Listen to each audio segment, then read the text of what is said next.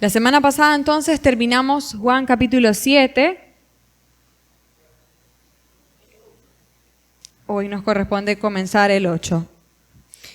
Fíjese que el capítulo 7 tiene un último versículo que está ahí, parece que fuera parte del 8, pero es parte del 7. ¿Lo vio? El versículo 53. Vamos a leerlo desde allí entonces. Esto es Juan 7, 53 y luego seguimos el 8. Dice, cada uno se fue a su casa y Jesús se fue al monte de los olivos. Y por la mañana volvió al templo y todo el pueblo vino a él y sentado él les enseñaba. Entonces los escribas y los fariseos le trajeron una mujer sorprendida en adulterio y poniéndola en medio le dijeron, Maestro, esta mujer ha sido sorprendida en el acto mismo de adulterio. Y en la ley nos mandó Moisés apedrear a tales mujeres. Tú pues, ¿qué dices? Mas esto decían tentándole para poder acusarle. Pero Jesús, inclinado hacia el suelo, escribía en tierra con el dedo. Y como insistieran en preguntarle, se enderezó y les dijo, el que de vosotros esté sin pecado, sea el primero en arrojar la piedra contra ella. E inclinándose de nuevo hacia el suelo, siguió escribiendo en tierra. Pero ellos, al oír esto, acusados por su conciencia, salían uno a uno, comenzando desde los más viejos hasta los postreros, y quedó solo Jesús y la mujer que estaba en medio. Enderezándose Jesús, y no viendo a nadie sino a la mujer, le dijo, Mujer, ¿dónde están los que te acusaban? ¿Ninguno te condenó? Ella dijo, Ninguno, Señor. Entonces Jesús le dijo, Ni yo te condeno. Vete y no peques más. Vamos a dejarlo hasta aquí por ahora. Ok. Dice entonces el versículo 53 del capítulo 7, cada uno se fue a su casa. Del evento anterior, ¿verdad? Estábamos hablando de la fiesta de los tabernáculos, ¿se acuerda? Lo último que hablamos fue que Jesús se paró y habló de que Él era el agua. Ahora pasa el tiempo. Algunos días después de la fiesta de los tabernáculos, esto nos explica que Jesús se quedó en Jerusalén un tiempo, luego de la fiesta de los tabernáculos, y dice que Jesús se fue al monte de los olivos. Ahora, hay algo aquí que tenemos que saber. Según el texto original, los manuscritos originales, los estudiosos, los que hicieron las traducciones, hay cierta opinión dividida con respecto a si este pasaje correspondía a los manuscritos originales. Ahora, la mayoría de los comentaristas o de los estudiosos concuerdan en que este pasaje, capítulo 8, del versículo 1 al versículo 11, son parte del Evangelio de Juan, solo que no están seguros en qué lugar del Evangelio de Juan correspondían los manuscritos originales este pasaje. ¿Me está entendiendo?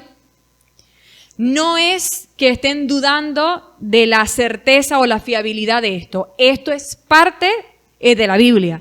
Pero lo que no se sabe exactamente, o lo que la opinión está dividida, es dónde iba. ¿Dónde iba originalmente este pasaje de la mujer? ¿Ok? Nosotros hoy, para efecto pedagógico, para entenderlo mejor, vamos a tomarlo como lo opina la mayoría de los comentaristas y estudiosos, y es que va en este lugar. Por eso usted ve esto aquí. Entonces entendemos que Jesús, luego de la fiesta de los tabernáculos, se quedó algunos días en Jerusalén y estaba enseñando, como lo vamos a ver, en el templo, en el mismo templo, en público.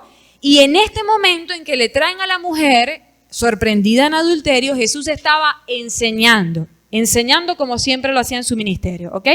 En esta ocasión en el templo. Mire, por ejemplo, un autor al respecto de lo que le estoy explicando, Tasker, dice, toda la evidencia sugiere que los escribas a menudo ignoraban la ubicación exacta de este pasaje, pero estaban ansiosos por retenerlo como parte de los 4 evangelios. Sabían que pertenecía, pero no sabían exactamente dónde. ¿Vio? Otro autor, es Morris, dice, si acaso no podemos sentir que esto es parte del Evangelio de Juan o en este lugar, podemos sentir que la historia es fiel al carácter de Jesús. Es decir, al estudiarla nos damos cuenta que es de acuerdo al resto de la Biblia el carácter de Jesús, así que no tenemos por qué dudar de este pasaje. ¿Está entendiendo? Ok. El versículo 2 entonces dice, Y por la mañana volvió al templo y todo el pueblo vino a él y sentado les enseñaba, ¿vio? Vimos la semana pasada, lo hemos visto bastantes veces, que Jesús realmente no tenía temor de enseñar en público. ¿Se acuerda que ya para este momento los enemigos de Jesús eran enemigos determinados y declarados, ¿verdad? Y lo perseguían y Jesús sabía cuál era su destino y cuándo él iba a subir a la cruz, pero él sabía que este no era su tiempo, que este no era ese tiempo, así que él podía predicar sin miedo a ser apresado porque no había llegado el tiempo de eso, ¿ok? Hemos dicho que cuando nosotros hacemos la voluntad de Dios, cuando estamos caminando en el centro de la voluntad de Dios, no tenemos por qué tener temor de que alguien nos vaya a mover o alguien nos vaya a impedir, porque el Señor guarda su obra. No solamente nos guarda a nosotros, sino que guarda su propósito en nosotros. Es decir, Él está a favor de eso, ¿ok? Así que Él va a proteger y abrir camino para ese propósito. Y eso es lo que pasaba con Jesús. Así que Él estaba en el lugar más público. De repente él pudo haber enseñado en alguna casa por aquí o para allá, pero él iba al templo, al lugar más público, porque él no tenía temor de lo que sus enemigos pudieran hacer, pues él sabía que estaba respaldado por el Padre. ¿Ok? Dice el versículo 3, entonces, aquí viene lo bueno, los escribas y los fariseos le trajeron una mujer sorprendida en adulterio y poniéndola en medio, dice. Ok. Aquí hay muchas cosas que decir. Trajeron a una mujer que según los fariseos decían, la habían encontrado o habían corroborado que ella estaba cometiendo el pecado del adulterio. Ahora, recordemos que es adulterio, ¿no? Adulterio es que tú tienes un esposo, o en este caso ella estaba, o se cree que ella estaba comprometida para desposarse, que es lo mismo, ¿verdad? Y había tenido relaciones sexuales con otra persona, ¿correcto? Esto es adulterio. Ahora, aquí hay muchas cosas que pensar. Número 1, trajeron a la mujer y la pusieron en el medio, es decir, en público. La ley no hablaba de esto, es decir, ellos no tenían la necesidad de traer a la mujer acusada de adulterio y ponerla en medio del templo, ¿ok?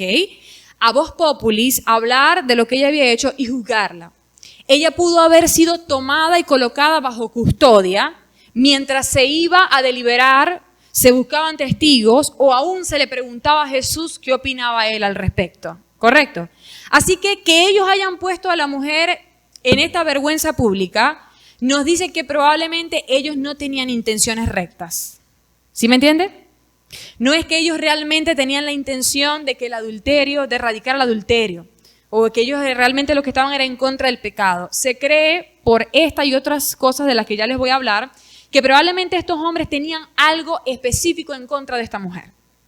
Como usted lo ve, que a veces la gente tiene algo en contra de fulano y maquinan en contra de fulano por algo. Bueno, se cree que estos hombres tenían algo en contra de esta mujer por la forma en la que la trataron, porque número 1, les digo, no era necesario tratar este asunto en público, pero ellos quisieron avergonzarla y la utilizaron, ojo, porque a ellos no les importaba ni la vida de la mujer, ni el pecado que estaba cometiendo, a ellos les importaba avergonzar a Jesús y cobrar los asuntos que tenían con esta mujer, ¿vio? Entonces, avergonzar a la mujer y también a Jesús, porque su idea era, vamos a verlo, ponerle una trampa y que Jesús quedara mal, ¿vio? Ahora, eso por un lado. Sigue diciendo el versículo, en la ley nos mandó Moisés a apedrear a tales mujeres. Tú pues, ¿qué dices? Ok, otra cosa que hay que decir aquí es que ¿dónde estaba el hombre? ¿Verdad? Porque para cometer el acto del adulterio se necesita 2 personas, ¿correcto? ¿Por qué solamente trajeron a la mujer? Probablemente, esto nuevamente no está específico en la Biblia, pero es lo que creen la mayoría de los comentaristas y estudiosos, que este hombre lo trajeron porque tal vez todo había sido planeado y el hombre formaba parte de ellos mismos. ¿Sí? Ellos escogieron a un hombre para que le pusiera la trampa a la mujer porque ellos tenían algo que cobrar con esta mujer. ¿Vio? No trajeron al hombre. Esto nos habla de que pasaba algo con ese hombre. Si usted no quiere ir tanto allá como para imaginar todo lo que yo le estoy diciendo, podemos pensar solamente por qué protegieron al hombre y no a la mujer. ¿Me está entendiendo? Ahí ya nos habla de que ciertamente la cosa no era justa. ¿Me está entendiendo? Si usted quiere quedarse con algo, entienda esto. Lo que estaba pasando, a pesar de que la Biblia no nos especifique claramente qué asunto tenían ellos con la mujer y quién era el hombre, no era justo. porque tuvieron que haberlos traído a ambos, o al menos tenerlos a ambos en custodia, y solamente presentaron a la mujer ante el Señor. ¿Vio? Ok. Otra cosa que tenemos que tener en consideración con respecto del adulterio es que probar el pecado del adulterio y llevar a cabo la pena capital, una lapidación, matar a la mujer, que es lo que ellos querían, apedrearla, era muy difícil y casi no se realizaba. La Biblia sí lo decía. El Antiguo Testamento habla en algunos casos de la pena capital, de la pena de muerte, y eso ya lo vamos a hablar más adelante. Pero era poco practicado en el caso del adulterio. ¿Por qué? Porque el adulterio es un pecado privado, ¿me entiendes? Es un pecado de que la gente no se da cuenta. O sea, tú tendrías que estar en la misma habitación del hombre y la mujer para darte cuenta que se está llevando a cabo el adulterio.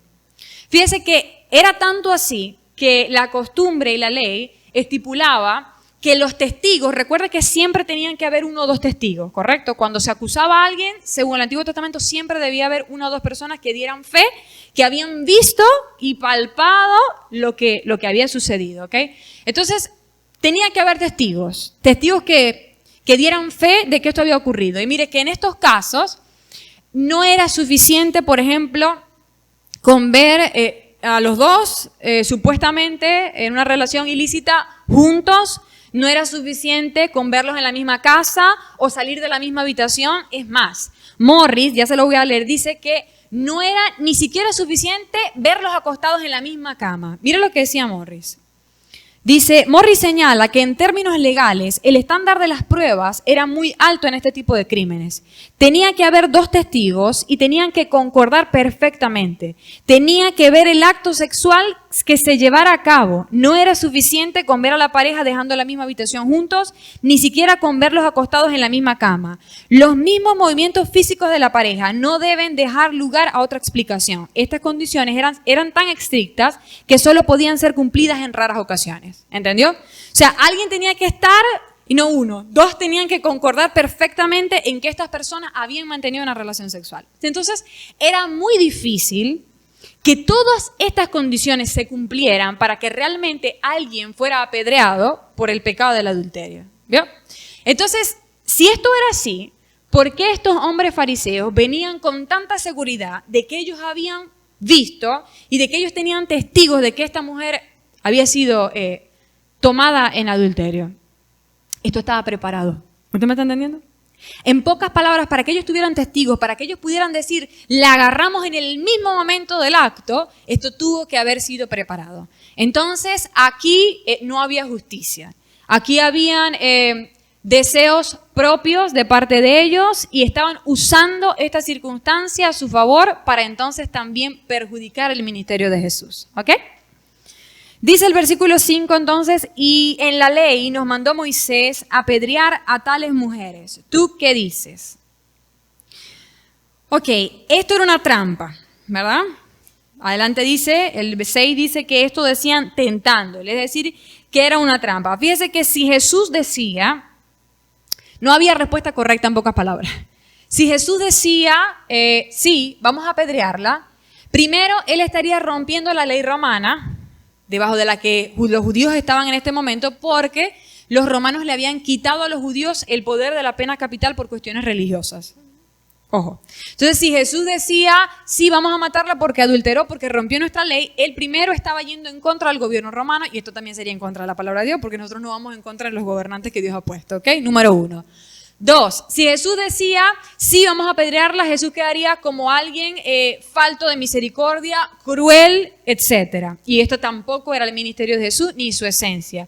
Ahora, si Jesús decía, no vamos a apedrearla, también quedaba mal, porque entonces hacía parecer que él no estaba de acuerdo con la ley de Moisés, porque Moisés había dicho que los adúlteros se los debía apedrear. ¿Me está entendiendo?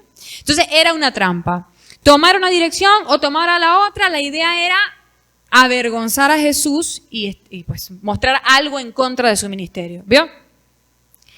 Ahora, dice el versículo 6, mas esto decían tentándole para poder acusarle. Pero Jesús, inclinado hacia el suelo, escribía en la tierra. Ok. Con respecto a esto se dicen muchas cosas.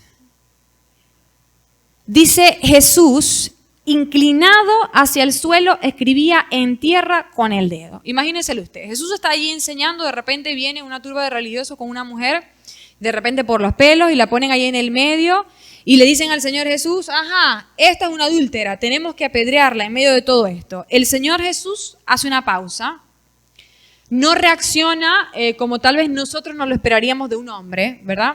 Porque un hombre, primero, tal vez se enojaría contra la mujer, ¿verdad? Ah, adúltera, ¿verdad? O se enojaría en contra de los hombres religiosos, ustedes no tienen compasión, ¿por qué la están avergonzando? Qué sé yo.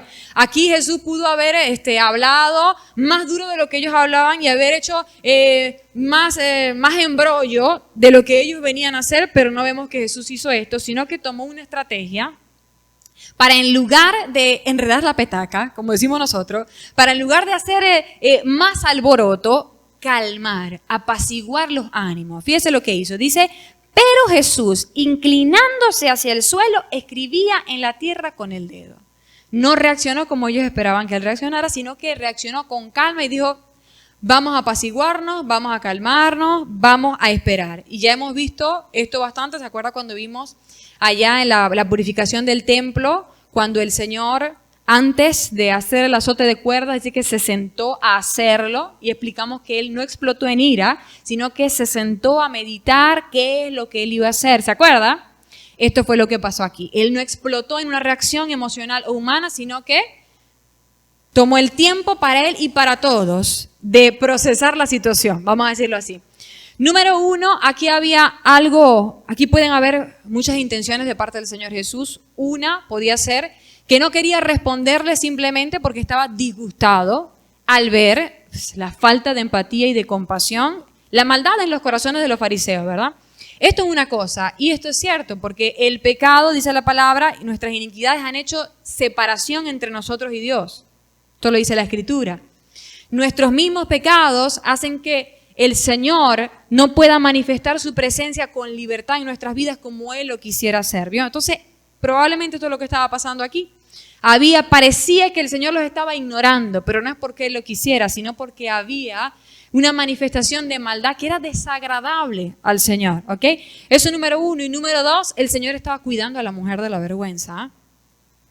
La mujer estaba ya avergonzada en medio del templo con toda esa gente y el Señor no la avergonzó más, sino que el Señor trató de que sus acusadores se calmaran y trató de que si había gente que se reunió ante el alboroto de los fariseos, esa gente dijera, no, aquí ya no hay nada interesante que ver y se empezaran a ir. ¿Me está entendiendo? El Señor estaba cuidando la dignidad de la mujer.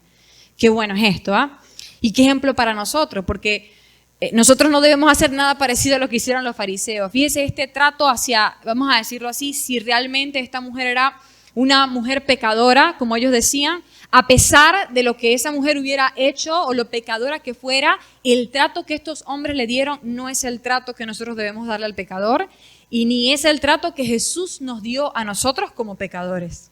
¿Correcto?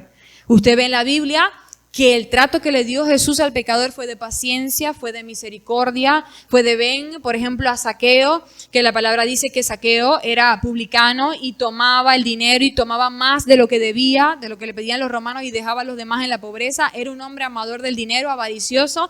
¿Qué hizo Jesús? Fue al árbol donde Zaqueo estaba trepado y le dijo, vente que voy a tu casa. ¿Usted me está entendiendo? Y era el pecador, era el publicano. Esto es el trato, este es el trato del Señor para con los pecadores y este es el trato que nosotros debemos tomar para con esas personas. ¿Okay? Ya hemos hablado bastante acerca de esto. ¿Por qué? Porque los fariseos eran muy rápidos para juzgar y ya vamos a seguir viendo casos.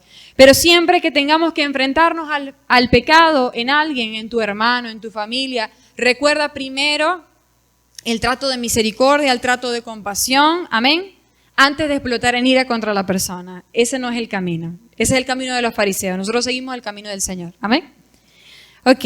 Dice entonces que inclinado hacia el suelo escribía en la tierra con el dedo. Ahora, con respecto a escribía en la tierra con el dedo, se han dicho diversas cosas, pero en algo podemos concordar. Y es que la palabra escribía es una palabra griega. A ver si la tengo por acá. Ok. Katagrefeini es la palabra griega y significa escribir un registro en contra de alguien.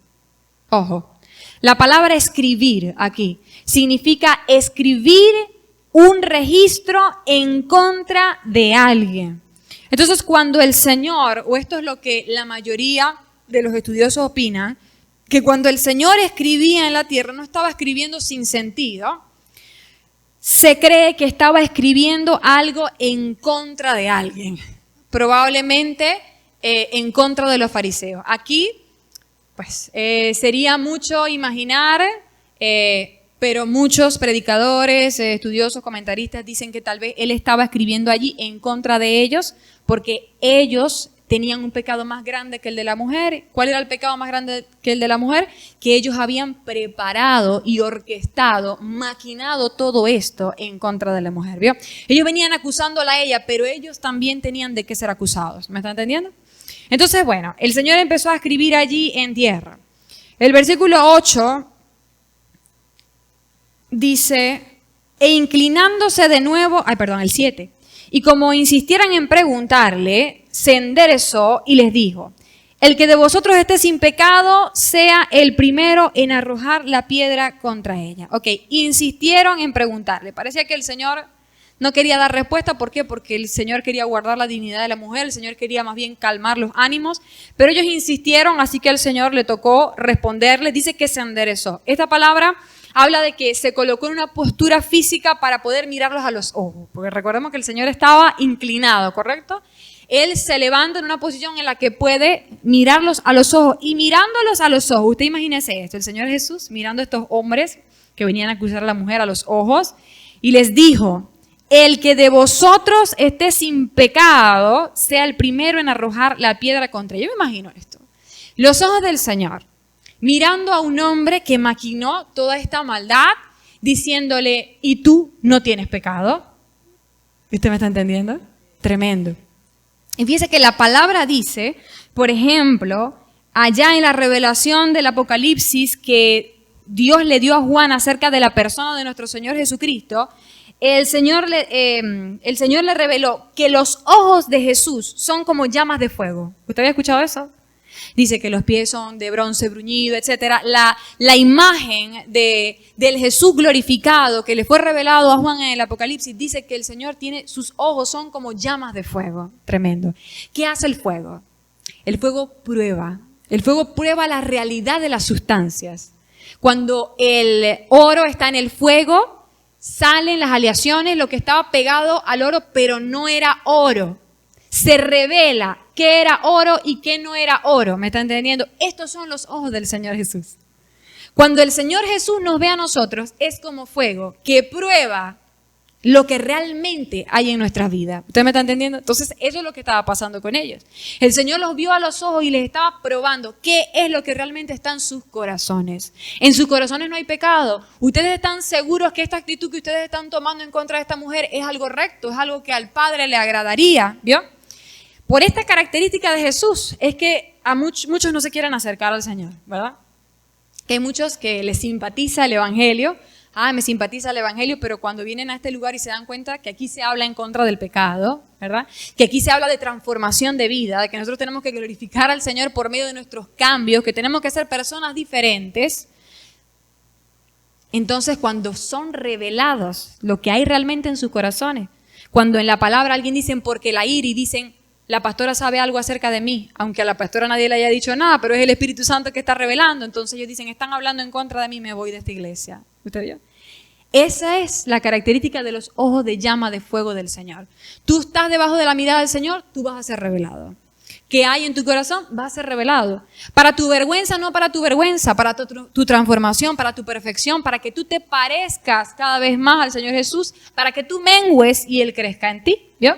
Esto es lo mismo que nosotros vimos, por ejemplo, en Juan 3:19, cuando vimos que los hombres amaron más las tinieblas que la luz porque sus obras eran malas. ¿Se acuerdan? Así es. Cuando no queremos venir a la luz, cuando no queremos venir al Señor, una de las razones es porque no queremos que lo que hay en nosotros sea revelado, porque sabemos que son cosas malas. ¿Vio? Ok. Entonces, el Señor se levantó y los vio a los ojos y ahí estaba manifestándose ese poder del Señor de revelar lo que hay en los corazones. Y dice, el que de vosotros esté sin pecado, sea el primero en arrojar la piedra contra ella. Ok, fíjese esto. En la ley judía, quien comenzaba la lapidación es ejecutar a alguien a través de piedras, ¿verdad?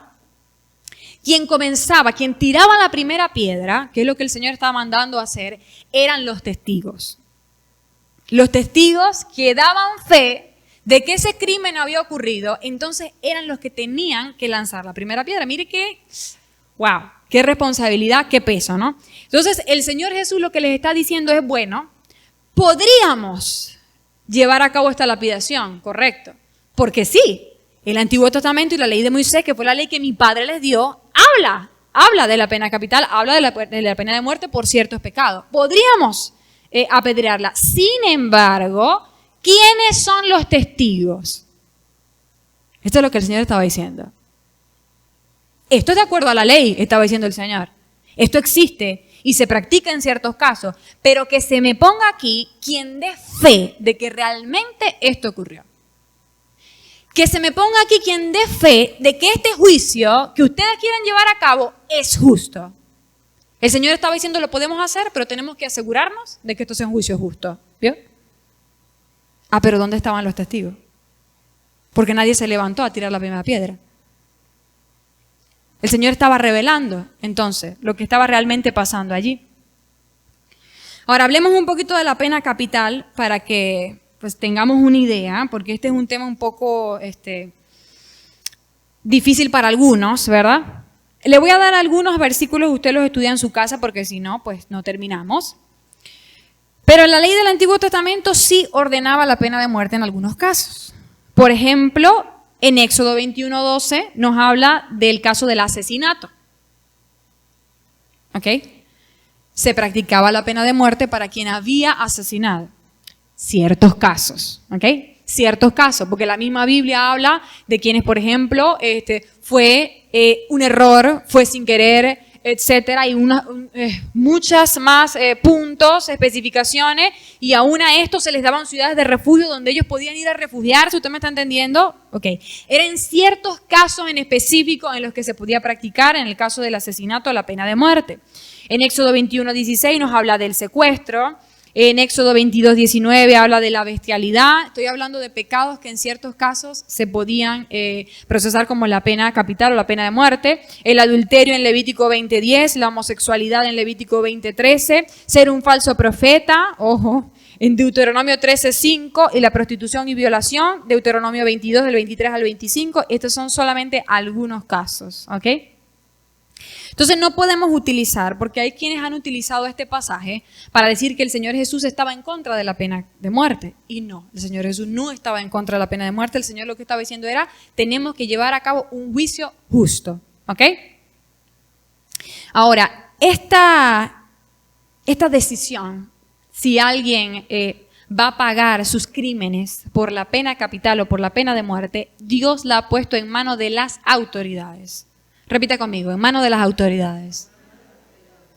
¿Por qué le digo esto? Porque a veces nosotros, que no somos presidente de nadie, que no somos Tribunal Supremo de Justicia, nos andamos peleando ahí por si la pena capital, por si no. A nosotros no es un asunto que nos competa. ¿Ok? ¿Me está entendiendo? Dios ha puesto, la Biblia habla de que Él puso la espada en manos de las autoridades. Mira lo que dice, por ejemplo, Romanos 13, del 3 al 4. Dice, ¿por qué los magistrados, hablando de las autoridades, no están para infundir temor al que hace el bien, sino al malo? ¿Quieres pues no temer a la autoridad? Esto es Romanos 13, 3 y 4. Haz lo bueno y tendrás alabanza de ella, porque es servidor de Dios para tu bien.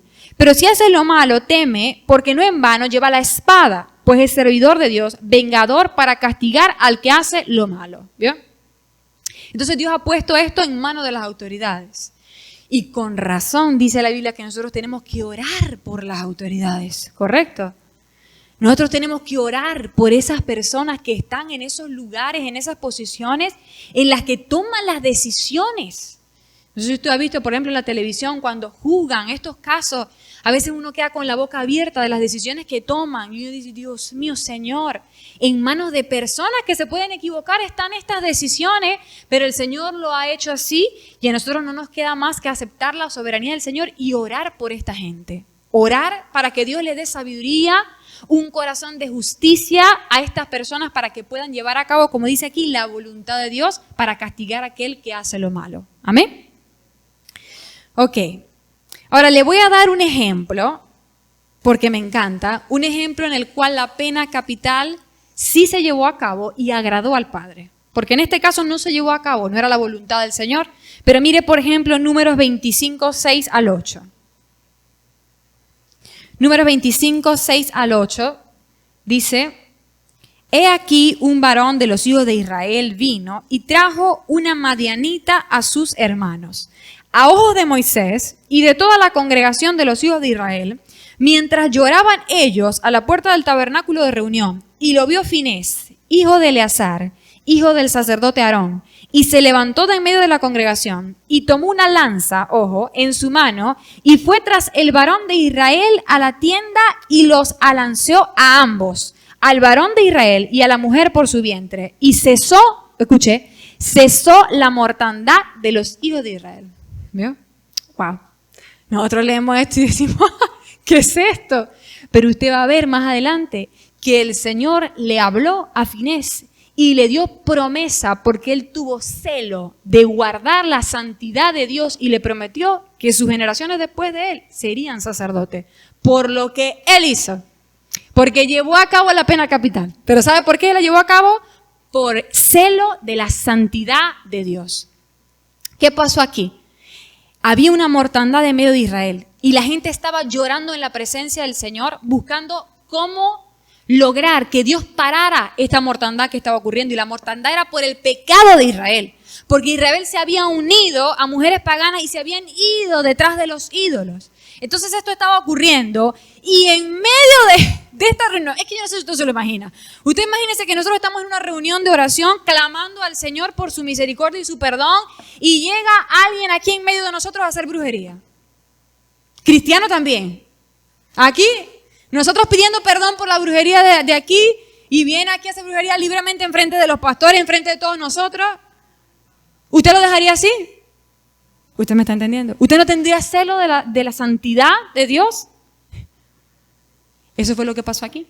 Estaban orando, clamando por el perdón del Señor y un hombre, un israelita, agarró una madianita, una mujer y se fue a acostar con ella en su tienda, en plena situación. No sé si me está entendiendo. Esto es pecado descarado. Este es el pecado del que habla la Biblia, de que corazones y mentes endurecidas. Gente entregada a la lascivia. Entonces, en este caso, era justo llevar a cabo la pena de muerte. ¿Vio? No solamente físicamente, sino que era un ejemplo, una figura para nosotros de que el pecado se tiene que erradicar. ¿Me está entendiendo? Y esto no fue fácil.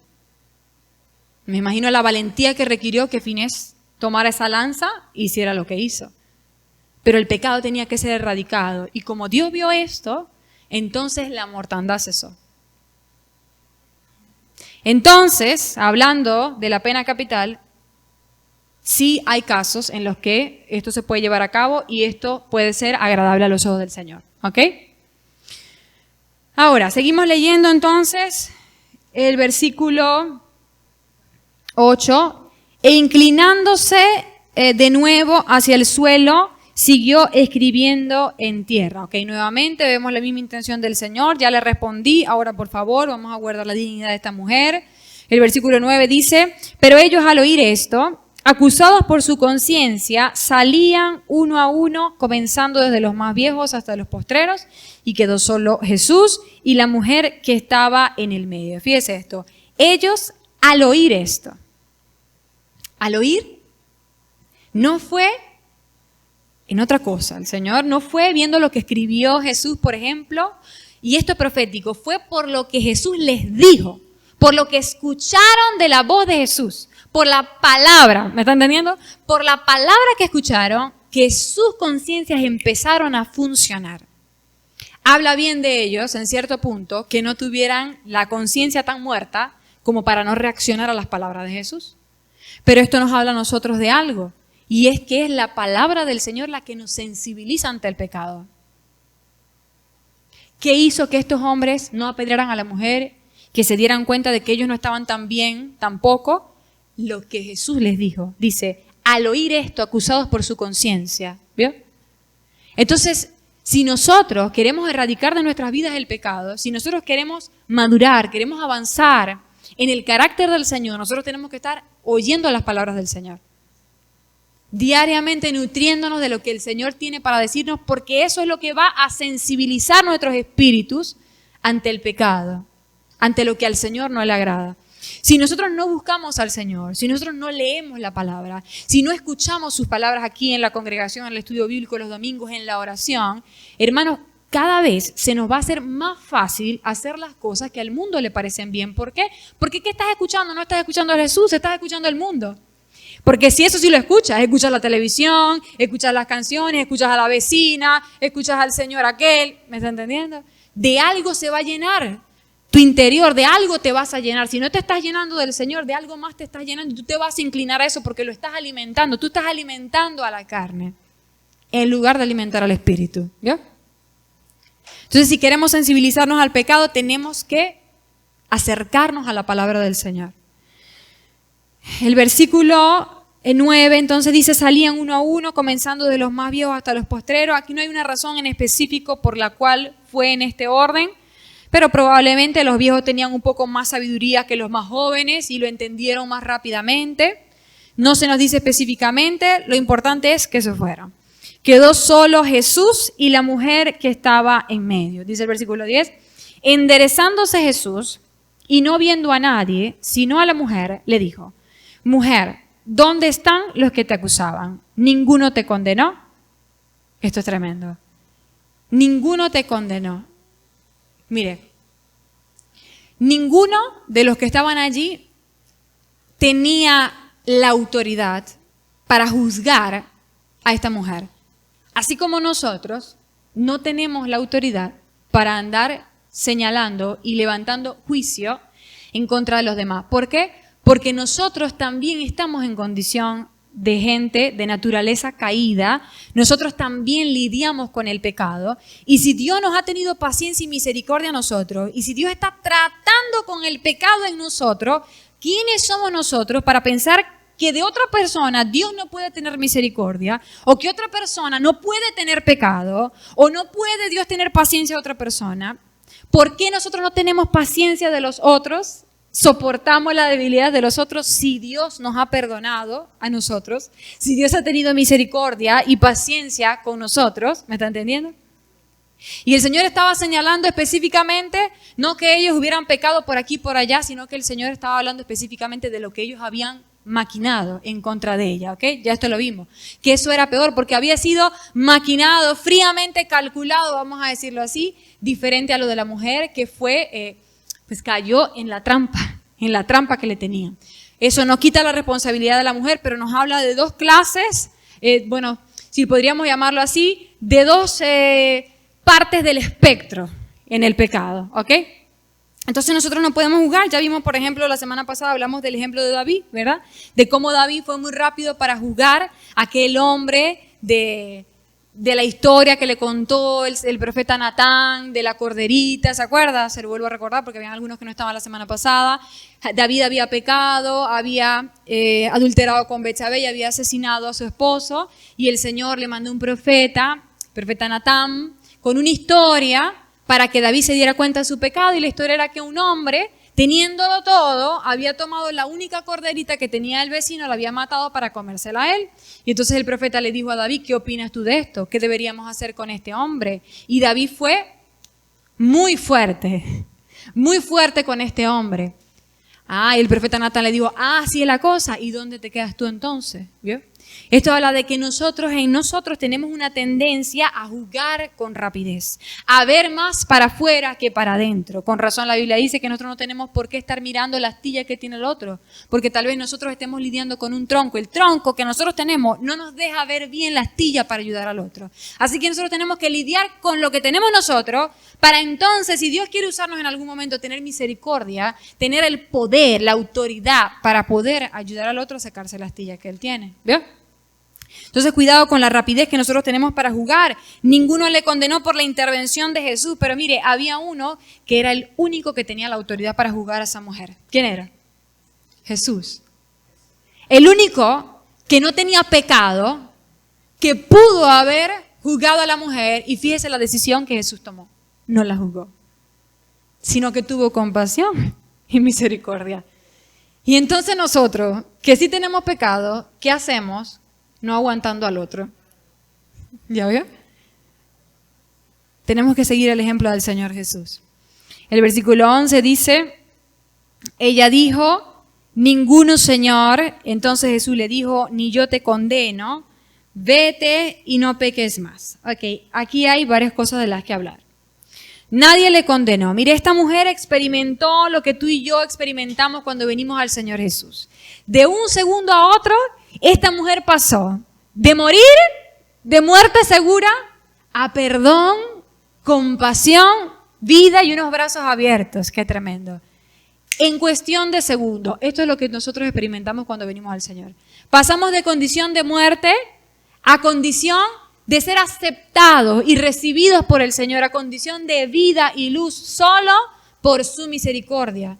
Porque esta mujer ciertamente había sido sorprendida en adulterio. Sin embargo, esta es una figura para nosotros. Ciertamente nosotros hemos pecado. ¿En cuántas cosas nosotros no hemos sido sorprendidos? ¿Verdad? Y aún seguimos siendo sorprendidos en ciertas cosas. Porque por ahí empezamos a gritar en la casa, pero ¿hasta cuándo? Y por ahí de repente escuchamos la voz del hermano que está por allá, que también se congrega en la iglesia, que casualmente viene a, qué sé yo, a visitar, a saludar. Y entonces nosotros, ay Dios mío, ¿verdad? Que yo ando aquí haciendo de las mías. ¿Me está entendiendo? Nosotros también somos aún sorprendidos. Pero el Señor nos muestra que Él tiene misericordia, tiene compasión, por eso subió en la cruz y pagó el precio. Pero el momento es hoy, ¿ok? No es mañana, porque a veces tomamos esto como permiso para pecar. Cuidado, la gracia es para hoy, amén. Ok, ninguno te condenó, dijo ninguno, Señor. Entonces Jesús le dijo, ni yo te condeno, vete y no peques más. Ok, aquí hay algo importante de lo que hablar. Hasta este momento parecería que el Señor tomó por alto el pecado de la mujer. Y el Señor no toma por alto el pecado. El Señor es muy serio con respecto a nuestro pecado. No sé si usted lo ha podido experimentar. Le digo esto porque a veces nosotros confiamos demasiado en los días, diría yo, porque no es en la gracia del Señor. Confiamos en que aún tenemos mañana, en que aún tenemos pasado, en que tengo 40 años, me faltan 30 para morir. Todavía tengo tiempo para ponerme a cuentas con Dios. Todavía tengo tiempo para cambiar mi vida. Ojo, porque el Señor es serio en lo que se refiere al pecado. Y nosotros que somos los que tenemos más luz, ojo, nosotros que somos los que escuchamos la palabra, que tenemos tiempo en el Señor, que Dios se nos ha revelado, nosotros tenemos más responsabilidad que los que no. Va a decir, no, los que no están perdidos en el mundo. Tú tienes más responsabilidad que aquello porque ya tú tienes la verdad. Porque ya tú no puedes decir, ay, yo no sabía que no se podía hacer eso, yo no sabía que no podía pelear con el esposo, yo no sabía que no podía ser rebelde, yo no sabía que no podía. Nosotros tenemos más responsabilidad y el Señor es serio en lo que respecta a esto. Fíjese que Él no tomó por alto esto, simplemente le dijo, no te voy a condenar, en mí hay perdón, pero ojo, yo te perdono hoy y tú no te puedes ir a volver a pecar. ¿Ya lo entendió? Yo te perdono ciertamente y borro el pecado y no me acuerdo más de él. Pero tú tienes que tomar la decisión de que a partir de hoy y en el poder, nosotros, en el poder de su Espíritu, porque Él nos ha dado su Espíritu Santo para tener el poder de no pecar, de luchar contra la carne, en ese poder entonces nosotros tomamos la decisión hoy de que ya no vamos a seguir en el pecado. No peques más. Y además, entonces el Señor dejó claro aquí que Él no estaba a favor del pecado, ojo. que Él estaba en contra del pecado, ciertamente, pero que Él es un Dios perdonador. Ahora, además, el Señor le dio esperanza a esta mujer de que ella podía dejar de adulterar. Mire esto. Porque cuando el Señor le dice, vete y no peques más, el Señor está dando por sentado que ella era capaz de no adulterar. ¿Usted me entendió? El Señor no le iba a pedir a esta mujer, ni nos pide a nosotros cosas que nosotros no podemos hacer. Eso sería injusto y Dios es justo. Entonces, si Dios le dice a esta mujer, vete y no vuelvas a pecar, es porque ella tenía la capacidad de abandonar el pecado. Igual pasa con nosotros. Lo mismo nos dice el Señor a nosotros, yo te perdono hoy, pero sal de aquí a no volver a pecar. Y cuando el Señor nos dice no peques más, es porque nosotros tenemos toda la capacidad de dejar esa vida de ayer atrás de nosotros. De tomar esas decisiones que cambien nuestras vidas, de cambiar esas actitudes, de cortar con esas amistades o esos ambientes que no agradan al Señor, etcétera. Tomar esas determinaciones a favor de buscar al Señor, hacer cambios en nuestras vidas. Nosotros somos capaces. Porque a veces decimos, no puedo, es tan difícil, es que el pecado, es que el mundo, es que los demonios. Sí, yo no estoy negando que podría haber influencias demoníacas en nuestras vidas, que nos lleve al pecado. Porque cuando nosotros practicamos un pecado, repetitivamente nosotros abrimos puertas. Nosotros abrimos puertas y le damos derecho legal al diablo de que venga a atormentarnos. Porque todo aquel que practica el pecado, va a decir Jesús mucho más adelante, es esclavo de él. Entonces nosotros cuando pecamos repetitivamente nosotros abrimos puertas a demonios. Y eso puede que esté ocurriendo en nuestra vida, pero ojo, porque cualquier demonio que esté en tu vida, no, es que este es un principado, es que este es un gobernador, es que es brujería, es que esto es muy difícil, Rebeca, tú no entiendes. Mira, yo sí entiendo. ¿Y sabes por qué entiendo? A pesar de que no tenga el más profundo conocimiento de áreas espirituales y de demonios y de qué sé yo, tengo que decirte un conocimiento que tengo. Y es que el Espíritu Santo es mucho más poderoso que cualquiera que tú me vengas a nombrar. ¿Me entendió? ¿Por qué? Lo sé porque la palabra dice que el Señor Jesús, cuando Él se levantó en la cruz, Él anuló el acta de decretos que nos era contraria y despojó a todo poder de las tinieblas que venía y vienen en contra de nosotros. Entonces, si nosotros tenemos el Espíritu Santo, el poder del Espíritu Santo dentro de nosotros, nosotros no podemos escondernos detrás del hecho de que son poderes de las fuerzas de las tinieblas, de que son demonios, etcétera. Hermanito, Dios está contigo.